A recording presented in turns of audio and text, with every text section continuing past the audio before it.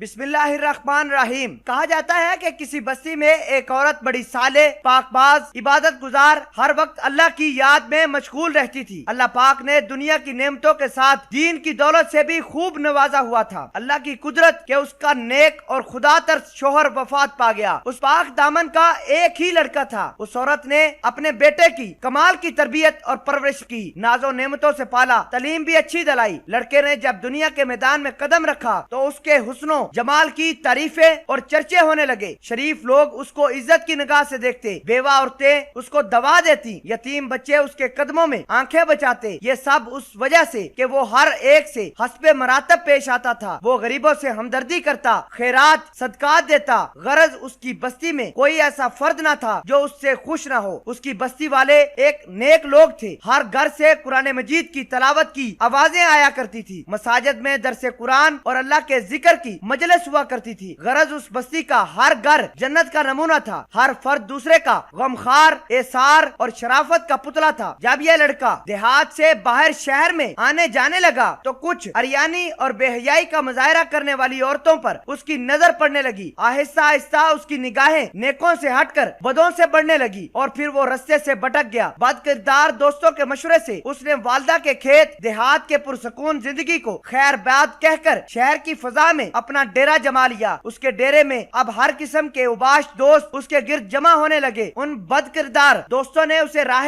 حق سے ہٹا دیا تھا۔ ماں مصلے پر بیٹھی ہر وقت اس کے لیے دعائیں کرتی تھی۔ کبھی کبھی ماں سے ملنے شہر سے گاؤں چلا جاتا۔ آہستہ آہستہ وہ وقت بھی آ گیا کہ مہینوں میں ایک چکر لگایا کرتا تھا۔ اسی اثنا میں اس کے بد کردار دوستوں کے ذریعے اس لڑکے کی شناسی ایک بد کردار عورت سے ہو گئی اور وہ اس کا اس قدر اسیر اور فریفتہ ہوا کہ اپنے باپ کی جائیدادیں فروخت کر کے اس پر لٹانے لگا۔ آخرکار وہ وقت بھی آیا کہ وہ عورت جس نے اپنے نیک دل شوہر کی زندگی میں کوئی ایک دکھ بھی نہیں دیکھا تھا، اب دوسروں کے گھر جا کر مزدوری کرنے لگی۔ بیٹا جب گاؤں آتا تو ماں مزدوری کے پیسے بیٹے کو گھی لے کر دے دیتی، کوئی چیز بنا کر دیتی، دواؤں کے ساتھ رخصت کرتی۔ کافی عرصہ گزر گیا، لڑکا ماں کو ملنے نہ آیا تو ماں بیٹے کی جدائی میں اپنے ہوش حواس کھو بیٹھی۔ جب بھی کوئی غیر اس کے دروازے کو کھٹکھٹاتا تو وہ دوڑ کر دروازے پر جاتی، بے ساختہ کہتی، میرے بیٹے تم آ گئے ہو؟ بیٹے تم نے اتنی دیر کیوں لگائی؟ جب معلوم ہوتا کہ گلی کے کسی بچے نے دروازہ کھٹکھٹایا ہے تو دل پر ہاتھ رکھ کر پھر مصلے پر آ بیٹھتی اور رونا شروع کر دیتی۔ روتے روتے اس نیک دل کی بینائی بھی جواب دے گئی تھی۔ اور پھر جب اس لڑکے کے پاس کچھ نہ رہا تو اس عورت نے اپنے یاروں سے مشورہ کیا کہ اب اس سے جان چھڑوائی جائے۔ مشورہ یہ ہوا کہ اس سے یہ فرمائش کی جائے کہ میری محبت جب ہی آپ سے رہے گی کہ اپنی ماں کا دل نکال کر لاؤ۔ اس طرح وہ فرمائش پوری نہیں کر پائے گا اور خود ہی جان چھوٹ جائے گی۔ اس بد کردار عورت نے یہی فرمائش کی۔ وہ انسان جو ایک وقت میں فرشتہ تھا آج خواہش نفس کی خاطر شیطان سے بھی بدتر ہو گیا اور اس فرمائش کو پورا کرنے کے لیے تیار بھی ہو گیا۔ خنجر کہاں سے لیا جائے؟ گاؤں کی طرف چل پڑا۔ عرصہ دراز کے بعد جب یہ بد نصیب دروازے پر پہنچا، آواز دی، ماں فرحت و خوشی سے دروازے کی طرف بڑھی، منہ سر چوما، سینے سے لگایا۔ اس بدبخت نے خنجر نکالا، ماں کے سینے پر مارا، ماں کا دل نکال کر چل دیا۔ آسمان پر اندھیرا چھا گیا، اللہ کا عرش ہل گیا، فرشتوں نے دہائی دی، ظلم کی انتہا ہو گئی۔ بد کرداروں کا یار بد کردار جب فاحشہ عورت کے مکان پر پہنچا، ماں کا دل اس کے سامنے رکھا۔ اس عورت نے کہا، تو اپنی ماں پر ایسا ظلم کر سکتا ہے تو معلوم نہیں میرے ساتھ کیا سلوک کرے گا، اس لیے یہاں سے نکل جاؤ۔ آنکھوں پر اندھیرا چھا گیا، وہ لڑکا